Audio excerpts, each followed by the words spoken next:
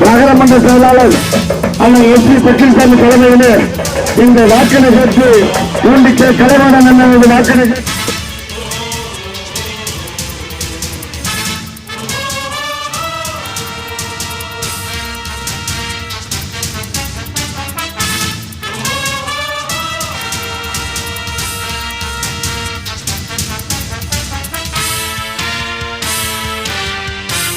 சிங்கம் ஒன்று கூறப்பட்டதே